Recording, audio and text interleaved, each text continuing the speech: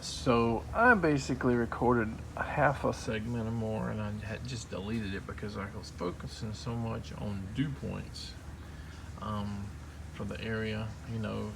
Humidity and temperature basically equal a certain dew point. So where one um, side of a structure or whatever, piece of glass or whatever, is one temperature at a certain humidity, and it hits a certain temperature on the other side of the glass or whatever,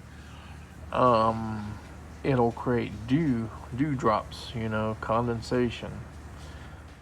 And I previously shot stuff about balancing the registers that all got deleted. So one of the issues, and it's important to balance your registers because the furthest away registers get, the least amount of air pressure, and there could be duct leaks or anything. I'm pretty sure there are some duct leaks. Some of it may be normal, some of it may be cross vent. There could be holes or something, or just not a good seal. Duct tape or whatever. But the kit's bedroom, which is the closest to the air handler, which is the blower unit, this is summer with the AC on. It is the coldest room in the house.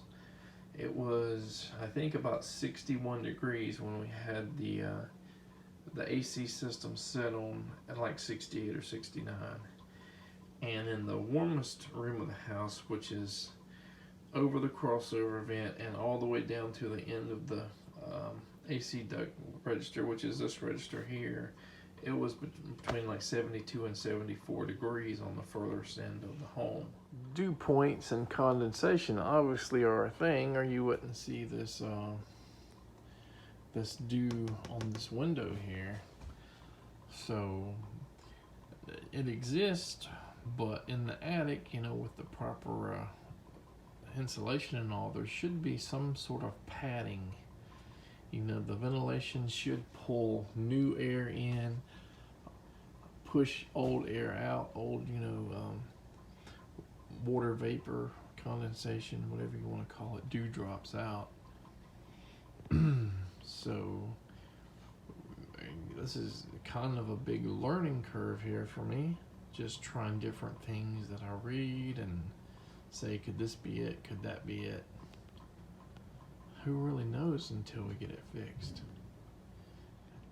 We do know that, if there's a major leak in the duct, it could pull humid air in, outside air, and mix it with the cold indoor air, and it could cause condensation at the vent, possibly in the walls and everything. But that's not what's happening, here. The condensation is occurring in the attic, between the vapor barrier and the attic. It's not on the inside, it's not interior condensation. So I ran the fan for a few days on high, and balancing the vents in this room, trying to get it not just at the low temperature I've set the AC at, but a couple degrees warmer. And you can see it's wet there, it's wet here. It just doesn't want to dry up, and it's been raining and high humidity here. So I have shut the attic fan off. I've pulled the vapor barrier down around here so that I can turn the dehumidifier on again and try to pull out this air, or I should say water, from the attic area. And we're looking at another possibility, which, if you do a lot of Googling, you'll find different causes. And maybe that gable vent shouldn't be here. Maybe I shouldn't have put the gable vent in to try to cool down the attic. Maybe it is pulling too much humid air into the attic.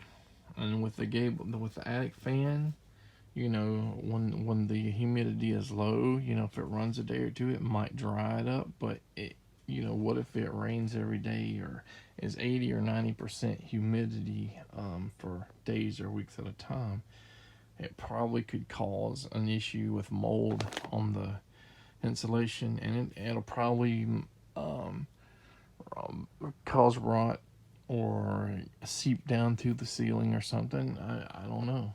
We don't know how much it can accumulate up there. Can it be like gallons and gallons, you know, just waiting for a pin to find a pinhole, or, you know, where a staple was or something, or a seam that's just not air and water tight. So I'm going to turn the dehumidifier on for a while and try to experiment with the possibility that once we get the attic dried up, keep the fan off, cover the gable vent hole with something temporarily, cardboard or maybe a piece of OSB or something, and just see if it stays dry before we put a ceiling up. Put a towel under the doorway to try to minimize how much, you know, air we're gonna pull out with the dehumidifier from the other side of the door. Pull out mostly attic air, water out of the attic. So another issue I'm looking at, which may or may not be that big of a deal, is there is some, this is below the ridge vent here on the ceiling side.